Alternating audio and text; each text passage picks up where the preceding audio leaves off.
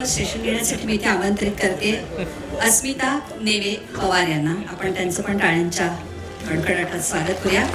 मुळात image consultant आणि लिंगरी expert म्हणून त्यांचं नाव आहे. व्यक्तिमत्वाची एकंदरीत वेशभूषा केशभूषा, तिचं व्यक्तिमत्व उठून दिसण्यासाठी तरी काय कपडे घालावेत, व्यक्तिमत्वामध्ये काय बदल करावेत यासाठी ती तज्ज्ञ म्हणून मानली जाते. वैयक्तिकरित्या कामाच्या ठिकाणी, नंतर कुटुंबामध्ये किंवा अनेक समारंभामध्ये आपल्याला नेमकं काय घालायचं, ते घातल्यानंतर आपल्याला चांगलं दिसेल का आणि ते लोकांच्या समोर कशा पद्धतीने, नाहीतर अरे हे तुला बरोबर दिसत नाही वगैरे अशा बरेच कमेंट्स ऐकू येतात आणि आपण खूप खटू होतो त्यावेळेला. किंवा एखादीची दुसरी साडी बघितल्यावर वाटतं आपल्यालाही छान दिसेल पण ती छान दिसत नाही. अशा वेळेला हे व्यक्तिमत्व उठून दिसण्यासाठी काय करावं यासाठी ती खूप मेहनत घेते. NLP प्रॅक्टिशनर आहे, म्हणजे आपल्या मनामध्ये एक वेगळ्या पद्धतीचे विचार चालू असतात आणि विचार तुमच्या व्यक्तिमत्व रिफ्लेक्ट करतात. आपल्याला आत राग आलेला असेल आणि चांगल्या कामासाठी जायचं असेल तर ते निघाले नाहीत ना तर कामावर सुद्धा इफेक्ट होऊ शकतो. तर त्या थॉट प्रोसेसवर, विचारांवरती उत्तम काम करते. याशिवाय आपलं एक मन असतं आणि त्या मनावर आपल्या संपूर्ण दिवसाचं कामकाज चालू असतं. पण मन जसं आपण जपतो तसंच आपल्या आतल्या शरीरातली अंतर्ग्रस्त, खरं तर हा इतका नाजूक विषय आहे की आपण आत घालणारी जी वस्त्र आहेत ती जर व्यवस्थित घातली नाही तर त्यामुळे अनेक प्रकारचे आजार होऊ शकतात. इतक्या छोट्या गोष्टींवर, म्हणजे जी अत्यंत महत्त्वाची गोष्ट आहे पण त्या छोट्या गोष्टींवर आपण लक्ष दिलं जात नाही, त्या अंतर्ग्रस्तांवर सुद्धा ती अनेक ठिकाणी सल्लामसलत करत असते आणि अनेक व्यक्तिमत्व यासाठी उत्तमपणे काम केलेलं आहे तिने. अनेक तज्ज्ञांना बोलवून ती एक संमेलन भरवत असते. आजपर्यंत 5500 व्यक्तिमत्वांमध्ये आमूलाग्र बदल घडवून आणण्यामध्ये अस्मिता नेवे पवार हिचा मोलाचा असा वाटा आहे. तिला मी इथे आमंत्रित करते. Image consultant, corporate trainer, soft skill trainer आणि व्यक्तिमत्वातला बदल हे करणारी आमची अस्मिता नेवे पवार. यानंतरचं आपलं जे महत्त्वाचा व्यक्तिमत्व आहे, खऱ्या अर्थाने डबा असं म्हटल्यानंतर आपल्याला पहिल्यांदा आठवतो तो खाऊचा डबा. आपल्या आयुष्याचा अत्यंत महत्त्वाचा आणि हळवा कोपरा म्हणजे डबा. तर तो कधीतरी आजीने दिलेला असतो, कधीतरी छोटासा असा फसून आपल्या आईने दिलेला असतो, तर शाळेतला डबा असतो, गावाला जाताना असणारी डबा असतो, अगदी परदेशामध्ये सुद्धा आपल्या घरचा डबा हवा म्हणून कुटुंबाने दिलेला असतो. पण नोकरी व्यवसायानिमित्त अगदी लवकर बाहेर पडल्यानंतर दुपारच्या वेळेमध्ये घरातून आलेला गरम वाफाळता डबा.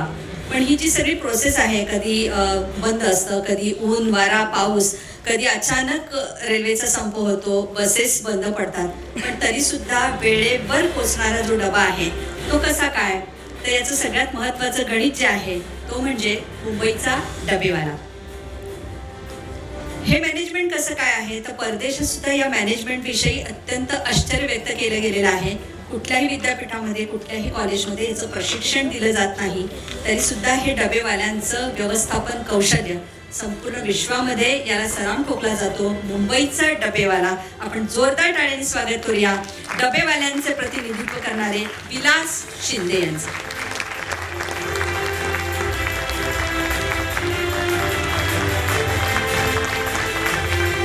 GC मेंबर चंद्रकांत यांना मी इथे आमंत्रित करते.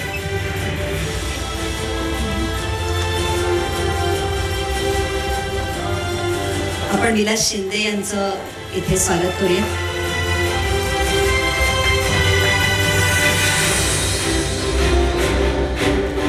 चंद्रकांत मोकलकर आपले GC मेंबर.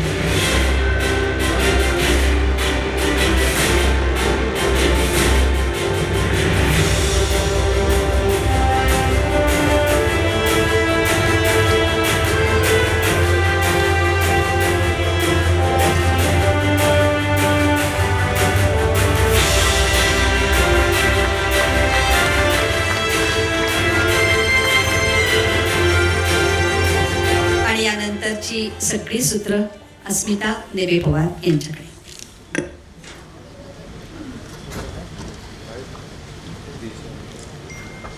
कुठलाही बिझनेस म्हटला की सगळ्यात महत्त्वाची असते ती टीम. विदाउट टीम तो बिझनेस पुढे नेणं खूप डिफिकल्ट आहे. म्हणूनच आजचा विषय आहे टीम मॅनेजमेंट, टीम थ्राइव्स. आणि ह्या विषयाकरता मुंबई डब्यावाल्यांपेक्षा दुसरं अप्रतिम उदाहरण दुसरं कोणी असूच शकत नाही. विलास सर, आज मुंबई डब्बावाला ही जी संस्था आहे ही 130 वर्षापेक्षा जुनी संस्था आहे. म्हणजे असं म्हटलं जातं की अंग्रेज चले गए, डब्बेवाले रह गए, असं म्हटलं जातं. अंग्रेजों के जमानेच्या जेलरच्या ऐवजी अंग्रेजों के जमाने के मुंबई डब्बावाले असं म्हटलं जातं. आज इतकी वर्ष तुम्ही ती परंपरा टिकवून ठेवलेली आहे. 7 लोकांपासून सुरू झालेली संस्था आज 5,000 कर्मचारी काम करतात आणि 2 लाखापेक्षा ट्रान्झॅक्शन म्हणजे 2 लाखांपर्यंत हे डब्बे रोज पुरवले जातात. आणि ह्याच गोष्टी करता IIM, त्याच्यानंतर हार्वर्ड बिझनेस स्कूल आणि गिनेस वर्ल्ड रेकॉर्ड ही बनवलेले आहेत. आणि ह्या स्कूल्समध्ये मुंबई डब्बावाला ह्यांची केस स्टडी केली जाते. सो 5,000 लोक 2 लाख लोकांपर्यंत रोज डब्बे पुरवता, एकही चूक न करता. कसं काय शक्य आहे हे? म्हणजे 6 सिग्माचं सर्टिफिकेशन लोकांना मिळवण्याकरता एवढे पापड वेलावे लागतात आणि 6 सिग्माचं सर्टिफिकेशन असं हे घ्या असं तुमच्यापर्यंत पोचलेलं आहे. कसं काय ते शक्य आहे? म्हणजे ऑलमोस्ट एक चूक 1 बिलियन ट्रान्झॅक्शन मध्ये होते. ते पण का तर त्यांना एक चूक दाखवावी लागली म्हणून. आणि तुम्ही आता बॅकस्टेज मध्ये बऱ्याच गोष्टी सांगत होतात की त्यांना चूक शोधायची होती म्हणून ते बऱ्याच गोष्टी प्रयत्न करत होते की हा डब्बा ठेवून बघूयात, हे जरा कोडिंग बदलून बघूयात, पिशवी बदलून बघूयात, काय चूक होते ते. कसं काय शक्य आहे हे? एवढी मोठी टीम, एवढे जास्त ट्रान्झॅक्शन्स, कुठलीही चूक न करता. धन्यवाद. आपल्या सर्वांचं मी आभार व्यक्त करतो. आणि आपल्या सर्वांमध्ये मला तुम्ही जी संधी दिली ती केवळ आणि केवळ आमच्या व्यवसायामुळे दिली. कारण माझं क्वालिफिकेशन शिक्षण जर पाहिलं तर ग्रामीणमध्ये मी 8वी पास आहे. आणि केवळ मुंबईचा डब्बावाला तर तुम्ही सांगितलं की काय आहे त्याची क्षमता. त्याची क्षमता आहे त्याची इमानदारी, त्याची मेहनत आणि त्याची जबाबदारी. ही इंग्रज निघून गेले कारण ते बाहेरून आले होते आणि आम्ही इथलेच असल्यामुळे तेव्हापासून आजपर्यंत समाजाची सेवा केली लागली. आणि तुमच्या या ज्या टीमचा आहे विषय तो म्हणजे की आपण कामगाराला संघटित कसं ठेवू शकतो. कोणत्याही व्यवसाय जर पाहिला तर जे क्रॅशेस येतात त्याच्यामध्ये दुरावा निर्माण होतो, त्याच्यामध्ये खूप मोठी दरी तयार होते. तर मी पण खुर्चीवरती बसलो होते, मला पण ते अनकॉन्फिटेबल म्हणजे असं वाटते कारण खुर्चीची सवय आम्हाला अजिबात नाही. आणि सगळी जी धावपळ चालते ती केवळ खुर्चीसाठी चालते. असो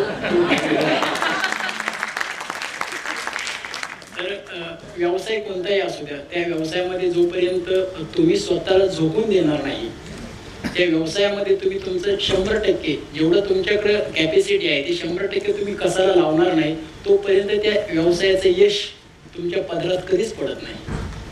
आपल्या सर्वांना ठाऊक असेल 26 जुलैला मुंबईसारख्या शहरामध्ये पावसाचं थैमान माजलं होतं.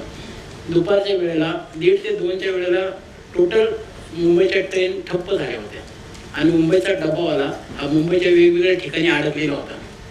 तर त्यावेळेला आम्ही असं नाही केलं की डबे रस्त्यामध्ये सोडून आपल्या घरी निघून जायचं, असं अजिबात नाही. कर्मचारी नव्हतो आम्ही कोणत्याही कंपनीची की सायरन वाजला आणि दरवाजा उघडा ठेवला आणि निघून गेलो.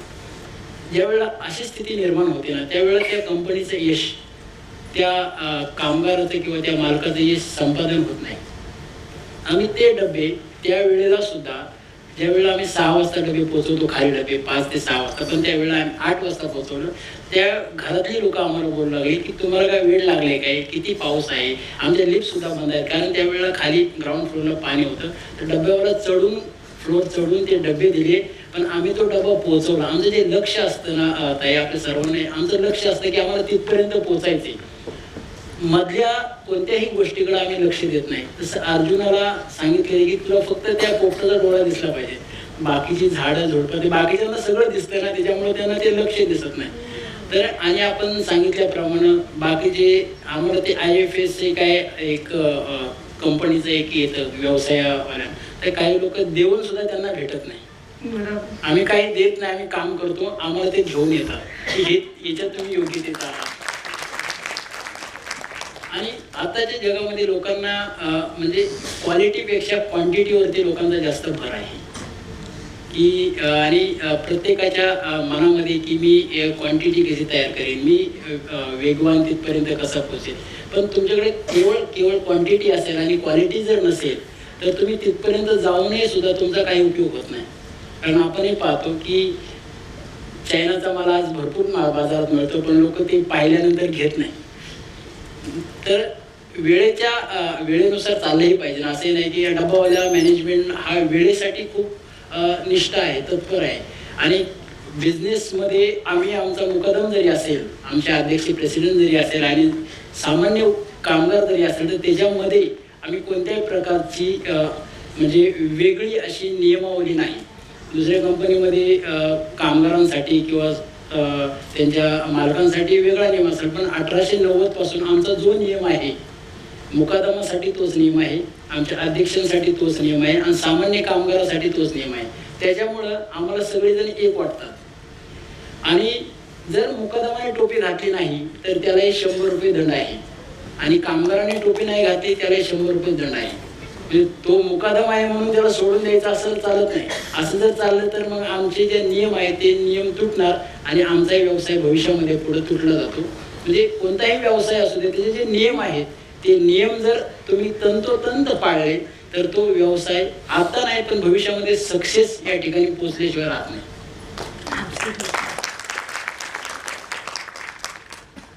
सो लीड बाय एक्झाम्पलचं उत्तम उदाहरण त्यांनी आपल्याला दिलं. आपण बिझनेसमॅन आहोत, ऑन्टरप्रेनर आहोत, कंपनीचे मालक आहोत, याचा अर्थ आपण उशिरा गेलेलं चालतं असं नाही.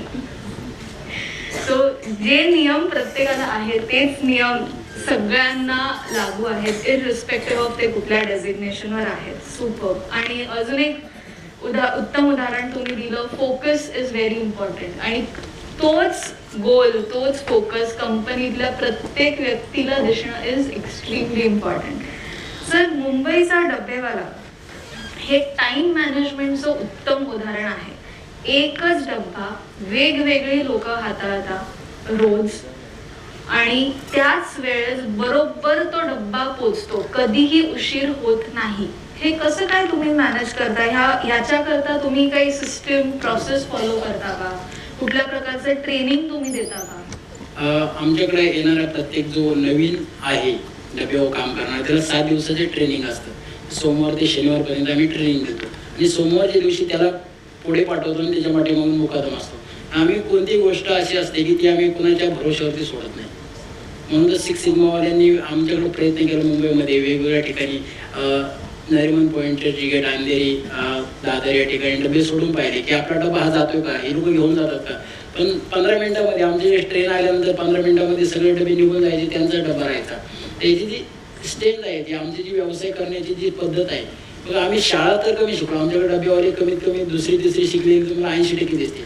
आम्ही शाळेत गेलो नाही पण वेगवेगळ्या शाळेमध्ये आमच्याबद्दल शिकवलं जातं. हा आमचा एक आत्मा. आणि आम्ही नोकरी कुणाकडं करायची याच्यासाठी धावपळ केली नाही. आम्ही स्वतः रोजगार निर्माण केला आणि लोकांपर्यंत पोहोचायचं आम्ही एक साधन बनवलं. पाहिलं तर 7 लोकांपासून आम्ही आज 5,000 लोकांच्या आमच्या टीमपर्यंत पोहोचतो. पण 5,000 लोकांना संघटित ठेवणं ही सुद्धा मोठी जबाबदारी आहे आणि ती जबाबदारी पेरवता आम्ही ती कोडिंग सिस्टम तयार केली. 2 लाखपेक्षा जास्त डबे मुंबईमध्ये रोज ने-आण करायचे, म्हणजे एक कोडिंग सिस्टम तयार केली. आणि ती कोडिंग सिस्टमच एक आमचा एक गुप्त जो मार्ग आहे डबेवाल्यांचा, तो ते गुह्य आहे. आणि तेच गुह्य जाणून घेण्यासाठी वेगवेगळे विदेशी कंपनी, वेगवेगळे विदेशी लोक येतात आणि हे काय गुह्य आहे, ही नक्की काय यांची कोडिंग सिस्टम आहे हे जाणून घेण्यासाठी डबेवाल्यांबरोबर ती चर्चा करतात. आम्हाला लेक्चरला बोलवतात वेगवेगळ्या कॉलेजमध्ये, वेगवेगळ्या त्यांच्या कंपनीजमध्ये आणि ती जाणून घेतात. आणि आमची जी स्किल आहे, आमची जी पॉवर आहे ती आमची कोड आहे. कोड जर बिघडला तर आमचा डबाही बिघडला, तो पोचणार नाही.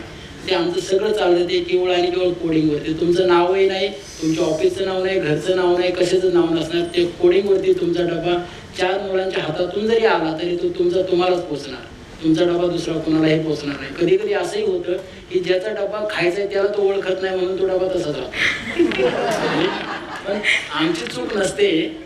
ते दुसऱ्या दिवशी ताई बोलतात की सरांना डबाच ओळखला नाही, म्हणून मग सर जाण्याच्या अगोदर तुम्ही डबा दाखवा त्यांना की असा डबा येणार. सिक्रेट टू सक्सेस आहे ते कोडिंग, करेक्ट. आणि त्या प्रकारे तुम्ही 6 दिवस ट्रेनिंग देतात तुम्ही म्हणाल. सो त्या ट्रेनिंग मध्ये एक्झॅक्टली तुम्ही काय करता? आम्ही ट्रेनिंग मध्ये जो नवीन मुलगा येतो ना त्या मुलाचा पहिला आम्ही ID बनवतो. कारण मुंबईमध्ये डबावाला आता एवढं वर्ष काम करतो, जवळजवळ 1 लाखापेक्षा जास्त डबेवाले काम करूनही निघून गेले. ते 5,000 डबेवाले म्हणजे कंटिन्यू आहेत, पण एकाही डबेवाल्याच्या म्हणजे नावावरती FIR नाही. ही आमची पूर्ण सिस्टम असते. तुम्ही जो डबा घेता त्या डब्यामध्ये सकाळी त्याच्या घरी येऊन कोणी कामाला गेलेला असतो, तो घरातला मेन माणूस असेल, कोणीही असेल, मग त्याच्या घरामध्ये त्याची मुलगी असेल, आई असेल, त्यांची मिसेस असेल, दरवाजाच्या आतमध्ये डोकून पाहायचं नाही काय चाललंय. तुमचा जी लिमिट आहे, लक्ष्मण रेखा आहे, तो तुमचा दरवाजा आहे. बेल वाजवली, डब्यावाल्यावरती एवढा विश्वास आहे ना, लोक की होल मधून सुद्धा पाहत नाही. डब्बावाल्याने बेल वाजवल्यावर बरोबर दरवाजा उघडतात. आता आपले ओळखीचे लोक जरी आले तरी आपल्याला की होल मधून पाहावं लागतं दरवाजा खोलायचे की नाही. म्हणजे एवढा विश्वास असणाऱ्या डब्यावाल्यांवरती आपण एकही असा मुलगा ठेवत नाही. आणि आमच्याकडं धूम्रपान किंवा मदिरा प्राशन हे जर केलं तर जर त्यांनी ते लिक्विड प्राशन केलं म्हणजे मदिरापान केलं तर त्याला 500 रुपये दंड आहे आणि 5 दिवस त्याला कामं आम्ही घेत नाही. प्लस सर्वांमध्ये त्याचं नाव खराब होतं. म्हणजे एवढी नुकसान त्याला सहन होत नाही, मग त्यापेक्षा घरी गेल्यावर काय ते करायचं ते ठरवतो. आणि 100 रुपयाची टोपी नसते, 25 रुपयाची असते, 100 रुपये दंड असतो. आणि एखाद्याला शिवी वगैरे दिली तर त्याला पण आम्ही एक वेगळी फाईन असते. आणि ट्रेनिंगसाठी आम्ही तो मुलगा त्याचं शिक्षण वगैरे जरी नसलं तर त्याची काम करण्याची क्षमता पाहतो. सायकल चालवता येते की त्याला, त्याचं ID कार्ड बनवतो, तो कसा बोलतो, त्याची पूर्ण 6 दिवस ट्रेनिंग येते. ते कोडिंग सिस्टम कशी तो ओळखतो. कारण एकदा ती ओळखली ना, असं वरून काहीच समजणार नाही. पण त्याच्या डीपमध्ये गेलं, ते एकदा काम करायला लागलं ना, तर तुमचा डबा आपोआप जाणार. तुम्ही स्टेशनला थांबले ना तर कोणीतरी आपोआप घेऊन जाणार. अशा पद्धतीची ती सिस्टम आहे. मग ते मी ज्यावेळेस सुरुवात आलो मला वाटलं नव्हतं मला डब्यावरती जमेल, पण आज मला असं वाटतं मी 2000ला डब्यावरती आलो. 19 वर्षे कधी निघून गेली मलाही कळत नाही. मला असं वाटतं मी कालच डब्यावरती कामावरती आलो. आपल्या कामाबद्दलचं प्रेम, डेडिकेशन आणि त्याच्याबद्दल असलेला अभिमान. सर, मुंबई डब्यावाल्यांची एक खूप इंटरेस्टिंग तक्रार निवारण करण्याची एक प्रोसेस आहे. कुठलीही कंप्लेंट तुमच्याकडे आली की ती एका दिवसात तुम्ही रिझॉल्व्ह करता, ते कसं काय तुम्ही करता? आमच्याकडे जे ग्रुप असतात ना, 20 जी माणसं असतात तेव्हा 2 माणसं एक मोकळे असतात, मुकादम म्हणून असतात. मुकादम म्हणजे असं नाही की त्यांनी फक्त हजेरी लावायची आणि निघून जायचं. आजकाल मुकादम असेच असतात. त्यामुळे त्या ठिकाणी तक्रार निवारण जे केंद्र आहेत ती फक्त नावाला असतात. आमची मुकादम असे नसतात तर ते स्टँडअप म्हणजे एखाद्या मुलाला रस्त्याला जरी काही प्रॉब्लेम झाला तर तिथं तो मुकादम पोचला पाहिजे. 10:15 तुमचा डबा आहे आणि मला 9:45 प्रॉब्लेम झाला आहे, तुमचा डबा 10:15 घेतला जाणार. म्हणजे अशी प्रोसेस आहे. नाहीतर कुठंतरी एखाद्या वेळेला एखादा लेक्चरर एखादा माणूस नाही आला तर मग ते काय करतात, कधी कधी तो सेशन डिले करतात, माणूस आला नाही म्हणून. आमच्याकडे असं अजिबात कधीच होत नाही. आमच्याकडं माणूस तयारच असतो. आणि दुसरी गोष्ट म्हणजे छोटे छोटे प्रॉब्लेम असतात. एवढे लगेचच एवढा मोठा आजार नसतो. कोणत्याही कंपनी असू द्या, कॉर्पोरेट क्षेत्रामध्ये लगे मोठी क्रायसिस नसते, छोटी असते. पण त्याच्यावरती इग्नोर केलं, लक्ष दिलं नाही तर ती भविष्यामध्ये खूप मोठी बनते. आपल्या जी भिंत असते तिला थोडीशी दरार असते, पण तिच्याकडे नाही पाहिलं ना तर मग तो पूर्ण आपल्या किल्ला उद्ध्वस्त होतो. जसं म्हणजे सकाळी कधी कधी लिफ्ट बंद असले ते डबावाला शिडीने जर गेला तर गरम असतो तो झालेला घामाने, तर डबा जर तयार नसला तर तो थोडा रागाने बोलतो, लवकर देता येत नाही का, तुम्हाला समजत नाही का. मग ते कधी कधी कसं असते की त्या लोकांना ह्या गोष्टीची जाणीव नसते. थोडं आगाऊ बोलल्यावरती मग ती मुकादमांना फोन करतात. पण आम्ही इग्नोर करत नाही. आम्ही त्याच वेळेला संध्याकाळच्या वेळेला त्या ठिकाणी जातो, त्यांची जी कंप्लेंट आहे ती ऐकून घेतो आणि त्याच्यावरती त्यांना योग्य असं उत्तर देतो. म्हणजे त्यांचंही समाधान होतं. डब्यावाल्यांविषयी त्यांचं जे मत आहे ते मत त्यांचं जे काही जसं झालं असेल ते दूर होतं. आणि ती कंप्लेंट दूर झाल्यामुळं आमची भविष्यात जी मोठी कंप्लेंट होणार आहे किंवा डबा बंद होणार आहे ह्या गोष्टी आमच्या होत नाही. एक्झॅक्टली त्याच दिवशी आम्ही त्या कंप्लेंटचं निवारण करण्याचा प्रयत्न 100% करतो. सुपर. म्हणजे कुठलीही छोटी गोष्ट सुद्धा इग्नोर करू नये, हा तुम्ही एक्झाम्पल यातनं देत आहात. अजून एक महत्त्वाचा प्रश्न, आज 5,000 लोक काम करतात. आजपर्यंत कुठलीही युनियन तयार झालेली नाहीये का कुठल्याही प्रकारचा स्ट्राईक झालेला नाहीये. म्हणजे तुमच्या बरोबर काम करणारे तुमचे सगळे 5,000 किंवा 5,000हून अधिक कर्मचारी खूपच सॅटिस्फाईड आहेत, हॅप्पी आहेत, खुश आहेत. हे कसं काय तुम्ही करता? आता मी शाळेमध्ये मुलांचे डबे घेऊन जातो. ज्यावेळेला मी सायकल घेऊन जातो ना, त्यावेळेला मला वाटतं की मी शाळेमध्ये का म्हणजे डबे घेऊन नाही आलो, मी इथे शिकायला आलो.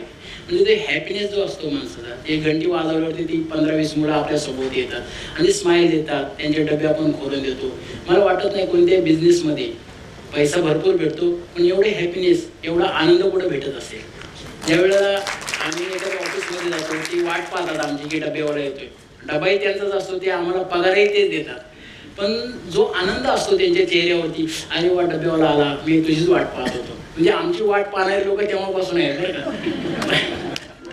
आणि एक डबेवाल्यांचं सिस्टम काय, युनियन आमची आहे, मुंबई डबावाला युनियन आहे, पण आम्ही अशी युनियन नाही की हमारी मागे पुरी करो. अशी युनियन जर असेल तर ती युनियन भविष्यामध्ये एक लांब पल्ल्याचा जो पल्ला आहे तो गाठत नाही. आमची युनियन कुणाकडे काम करत नाही. पहिली गोष्ट म्हणजे काही युनियन काय असते, त्यांचा एक पर्टिक्युलर बॉस असतो, त्या बॉसच्या हाताखाली ते लोक काम करतात, म्हणजे थोडी दबावामध्ये काम करतात आणि त्यांच्या काही मागण्या असतात. पण त्या मागण्या न पूर्ण झाल्यामुळे ती लोक युनियनवाले लोक स्ट्राईक करतात. आता इथं आम्ही जर स्ट्राईक केली तर आमचेच वांदे होणार, डबे बंद होणार. त्या लोकांना काय करायचे, आमचे मिस्टर घेऊन जातात डबे. आता आजकाल एवढं प्रत्येकाकडे गाडी आहे. आणि तुम्हाला सांगतो, आत्ताही काही लोक असे आहेत की पहिल्यापासून डब्बा वडिलांचा जातोय म्हणून आता ते लोक देतात, नाही तर ते लोक घरी असतानाच आम्ही त्यांचा डबा घेऊन येतो. म्हणजे ते लोक म्हणतात डब्यावाला आम्ही एवढी डबेवाल्यांबरोबर सर्व्हिस केली की आम्हाला वाटतच नाही की तो डबा गाडीत घेऊन जावा, डबेवाल्याकडेच तो डबा पाठवतात. म्हणजे एवढ्या वर्षापासून आमची इमानदारी आहे. आणि आता आपल्याला माहिती असेल बँका वगैरे ऑनलाईन वगैरे आता आलं, तर तुम्हाला सांगतो पहिले लोक पगार सुद्धा डब्यामध्ये पाठवायची. म्हणजे एवढी डबेवाल्याची इमानदारी त्या लोकांकडे आजही आहे. Super super. आजच्या जगात जिथे एम्प्लॉई एट्रिशन रेट एवढा जास्त आहे, सारखे आपले नोकरी बदलतायत, एम्प्लॉईज कुठेही खुश नाही आहेत. इकडून तिकडे जरा 1,000 रुपये जास्त मिळाले की ही नोकरी सोड, ती पकड, असं तुमच्याकडे अजिबात होत नाही. तर तुम्ही काय सांगाल इकडे बसलेल्या सगळ्या उद्योजकांना की अशा कुठल्या 4-5 गोष्टी आहेत ज्या करायलाच पाहिजे? सर्वात पहिलं तर कामगार आणि त्यांचे जे बॉस आहेत त्यांच्या मधले जे अंतर आहे ते कमी करण्याचा प्रयत्न करायचा. कारण जोपर्यंत आपण जमिनीवरती येत नाही त्यापर्यंत जमीन किती तापली हे आपल्याला कळत नाही. हे सर्वात महत्त्वाचं. कारण आपणही माणूस आहे, आपल्याकडे काम करणारा जो वर्कर आहे तोही माणूस आहे, त्याच्याही काही अपेक्षा असतात. म्हणजे काही त्याला वाटत नाही की मेडिकल बॉर्डच्या केबिनमध्ये बसावं असं वाटत नाही. छोट्या छोट्या त्याच्या अपेक्षा असतात, पण त्या इग्नोर जर केल्या तर त्यानंतर त्रासदायक ठरतात. असंही नाही की तो चुकीचा आहे असंही नसतं, त्याचंही कधी खरं असतं, पण आपल्यापर्यंत ते खरं पोहोचत नाही. मधल्या लोकांनी काय त्याच्यामध्ये मसाला वगैरे टाकून ना त्याची टेस्ट बिघडवलेली असते. म्हणजे आम्ही आमचे जे बॉस असतात, आमचे जे अध्यक्ष असतात, आम्ही ग्राउंडला काम करतो, त्यांच्यामध्ये काम करतो, त्यांच्यामध्ये जेवतो. दुपारच्या वेळेला आपण पाहत असाल कुठंतरी, मी ज्या वेळेला नवीन आलो होतो त्यावेळेला फुटपाथला जेवायला बसलो, बाजूने लोक जात होती, मला कसं तरी वाटायचं. एक दिवस मी जेवलोच नाही, तर दुसऱ्या दिवशी मला आपोआप त्यांच्याबरोबर बसून जेवावंच लागलं. कारण ती एक फील्ड आहे. तर प्रत्येक कामामध्ये एक फील्ड आहे, प्रत्येक कामाचा एक वेगळा तणाव आहे. तो दूर करण्यासाठी आम्ही हरिकीर्तन करतो, भजन करतो. आमचे लोक एकमेकांबरोबर बसतात, उठतात, एकमेकाची भाजी पास करतात, चपाती पास करतो. तर आपणही दुपारी जर आपल्या वर्कर बरोबर बसलो, त्याच्याबरोबर आपण आपले डबा जर शेअर केला तर मला वाटत नाही पैशापेक्षा त्याला जी फिलिंग येणार जास्त. अरे मी तर वेगळं समजत होतो, आमचे बॉस असे नाही, मी ओव्हर टाईम केअर करीन पण आमच्या कंपनीला त्या लक्ष्यापर्यंत पोहोचवी. म्हणजे आमच्या प्रत्येक डब्यावाल्यामध्ये एक वेगळी फिलिंग असते की, आणि डब्यावरती एकदा काम करायला लागला ना तर दुसरीकडे कुठंच काम करत नाही. कारण त्याला पैसा जरी मिळाला ना त्याला ते बांधल्यासारखं होतं, बांधून ठेवल्यासारखं. आता आमचं जीवन म्हणजे कसं आहे, पतंगासारखं आहे, म्हणजे उडणारं जीवन आहे. भले आम्ही वेळेवरती पोहोचतो खरं, पण आम्ही कुणाकडे काम करत नाही. आम्ही जबाबदार आहोत, इमानदार आहोत, पण आम्ही आमच्या मनाचे सुद्धा मालक आहोत. वेळेवरती पोहोचायचं म्हणजे आम्हाला खूप बरं वाटतं. कुठलेही नियम लादले जात नाही, तुम्हाला ते पटतात, आपलेसे वाटतात म्हणून तुम्ही फॉलो करता. आमच्याकडं ड्रेस कोडिंग सफेद आहे. टोपी आहे. बाकीचे नियम आमच्यावरती लादले जात नाही आणि आमचे जे नियम आहे डब्याचे तेवढे पाळायचे. बाकीचे आपल्याला सूट बूट किंवा काय हे असं नाही. वेळेचं टायमिंग आहे 8 वाजता डबा आहे 8 वाजता घ्यायचा आणि त्या पद्धतीनं आमचं जीवन थोडं मोकळं असतं. सायकलवरून ट्रेनमधून ऑफिसमध्ये, म्हणजे एकाच जागेवरती मला कंटाळा आलाय असंही नाही. आम्ही त्या फील्डमध्ये फिरत असतो आणि प्रत्येकाबरोबर आपलं मन आपले विचार शेअर करायचा टाईम मिळतो. त्यामुळं आनंद आहे. बाकीच्या क्षेत्रात पगार भरपूर असेल, याच्यात जरी कमी मिळाला तरी आम्हाला आनंद वाटतो की आम्ही तुमच्यासारख्या सर्व मंडळीमध्ये या डब्याच्या क्षेत्रात आल्यामुळं आम्हाला पाहायला मिळालं आणि भेटायला मिळालं. जर आमच्यासारख्या लोकांना विमान पाहायला मिळत होतं, आज आम्ही बसतो लेक्चर देतो, हे केवळ आणि केवळ आमच्या व्यवसाय. वर्क इज वर्कशिप ते याला म्हणतात. आता शेवटचा आणि सर्वात महत्त्वाचा प्रश्न, असं म्हटलं जातं की डेली मीटिंग, मंथली मीटिंग ह्या सगळ्या गोष्टी केल्या पाहिजे, म्हणजे आपला बिझनेस कुठल्या डायरेक्शनमध्ये चाललाय किंवा एम्प्लॉईज बरोबरचं एक जे बॉन्डिंग म्हणतात त्या सगळ्या गोष्टी याने क्रिएट होतात. अशा प्रकारच्या काही 1-2 गोष्टी तुम्ही सांगू शकता जो Mumbai dabbawala as a institution करता? आमचा जर मोठा प्रॉब्लेम असेल तर प्रत्येक महिन्याला आमची मीटिंग असते 15 तारखेला आपल्या दादरच्या इथं नवप्रभात चेंबर रानाडे रोडवरती 2 माळ्यावरती आमचं ऑफिस आहे. तर तिथं आमची मीटिंग असते महिन्याला. पण ते जनरल आमच्याकडे प्रॉब्लेम नसतातच, कारण प्रॉब्लेम महिनाभर जर आम्ही ठेवला तर तो प्रॉब्लेम सॉल्व्ह होणार नाही. आणि दुसरं नेहमी डबेवाले सकाळी जर डब्बा काढला तर दुपारी ते एकत्र येतात. तिथं ते आमचे नवीन ॲड्रेस असतात. तर तुम्हाला म्हणजे एक सांगतो, 6 सिग्मामध्ये आमच्या पाठीमागे महिनाभर लागले होते. वेगवेगळ्या ठिकाणी डब्बा ठेवला त्यांनी. त्यांचा डबा राहायचा याचं कारण काय की आमच्या फील्डमध्ये ते आले नाही. आम्ही असा कोणाचाही डबा उचलून कुठेही नेत नाही. नाहीतर त्या डब्यामध्ये उद्या नरिमन पॉईंटला ठेवला आणि पूर्ण बिल्डिंग उडून गेली तर, म्हणजे असाही डबा आम्ही ठेवत नाही. आता तुम्ही विचार करा, 2 लाख डबे आम्ही म्हणजे सर्व्हिस करतो, पण त्या 2 लाख डब्यावरती आमची पूर्णपणे वॉच असते. आणि पहिला आम्ही ॲड्रेस घेतो, घर पाहतो, त्यांचं टायमिंग पाहतो आणि त्याच्यानंतर आम्ही कोड टाकतो. असं कुणीही कोड टाकला, सेम कोड टाकला तरी तो डबा जाणार नाही. तो डबा त्या मुलांनी पहिला पाहिलेला असतो, तेव्हाच तो डबा जातो. म्हणून आम्ही दुपारच्या वेळेला, जेवायच्या वेळेला आमची एक छोटीशी मीटिंग असते. डेली मीटिंग तुमची लंच टाइम मध्ये होते? हा, लंच टाइम मध्ये. आणि छोटीशी एकमेकाबरोबर शेअर होतो की हा डब्बा ह्या वेळेला मागतो, कारण कधी कधी टायमिंग चेंज होतात, लवकर मागतात, तर त्या अनुषंगाने आणि काही प्रॉब्लेम असेल तर त्या ठिकाणी सॉल्व्ह होतात. आणि त्यामुळं प्रत्येकाच्या मनामध्ये एक भाव निर्माण होतो कामाचा. आणि आम्हाला कधी कधी काय असं पण आहे, आम्हाला घरी बोर होतो. म्हणजे सुट्टी आली ना तर आम्हाला वाटतं सुट्टी नसलेली बरी, कामावरती गेला तो दिवस कधी निघून जातो माहिती पडत नाही. आणि काही ठिकाणी असं वाटतं की नुसतं हजेरी लावून घरी जावं, काम नको वाटतं. म्हणजे कामाचं ज्यावेळेला आपण बोजा हे काम आम्ही आमच्यावरती लादले असं जर केलं तर त्या कामामध्ये मजा येत नाही. त्यावेळेला तुम्ही तुमचं आनंद त्या कामामध्ये द्याल, त्या कामाला आपलंसं कराल, आपलं म्हणून ते काम कराल, त्यावेळेला नक्की ते काम तुम्हाला सक्सेसवरती घेऊन जातं. Super. Thank you so much sir. So आपल्याला विलास सरांनी खूप छोट्या आणि महत्त्वाच्या, सर्वात जास्त महत्त्वाच्या काही गोष्टी आपल्याला सांगितल्या, जेणेकरून आपल्याला सगळ्यांच्याच लक्षात आलं असेल की टीम बॉन्डिंग हे कसं सगळ्यात सक्सेसफुल आणि सगळ्यात जुनी आपली भारताची आणि महाराष्ट्राची आणि मुंबईची शान असलेले मुंबईचे डबेवाले फॉलो करतात. Thank you so much sir. Thank you.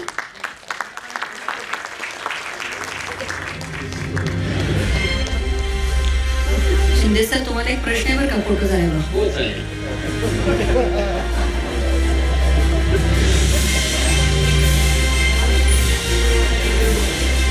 Shinde sir, तुम्ही असे बारीक कुटकुटीत म्हणजे मेंटेन आहात एकदम. आईच्या हातचा डबा खाता का बायकोच्या? आता बायकोच्या आणि पहिला आईच्या हातचा खातो. आता आईच्या हातचं खात नाही? आता आई गावी असते, बर त्याच्यामुळे डबा बायको बनवते. बर बर. ते एक पुरुष मेळावा होता आणि पुरुष मेळाव्यामध्ये एक बाई असं त्यांना म्हणाली की अरे घरचे माऊली एवढे छान बायको तुम्हाला डबा करून देत असते, कधीतरी जाऊन कौतुक करा. त्यातला एक हिरो होता, तो गेला आणि म्हणाला काय डबा झाला होता आज प्रिये, काय डबा झाला होता आता. ती त्याच्याकडे बघायली म्हणे मेल्या, रोज डबा देते तर कौतुक करत नाहीस, आज शेजारच्या सुरेखाने दिलेली भाजी डब्यात घातल्यावर आज कौतुक केलंस? आमच्याकडे असं नाही झालं. नाही ना, घाबरलेच आमचे शिंदे सर. पण असं म्हणतात की पोटातला मार्ग हा हृदयापर्यंत पोचतो आणि त्या पोट ते हृदय यांचा साधणारा जो पूल आहे तो पूल म्हणजे आमचा डब्बेवाला. हॅट्स ऑफ तुम्हाला. आणि असाच घराघरामध्ये आनंद तुमच्या पोहोचवण्यामुळे हो. आणि तुम्हाला मी मला पूर्वक शुभेच्छा देते. अस्मिता तुझंही खूप खूप कौतुक, खूप छान तू त्यांच्याशी गप्पा मारतेस.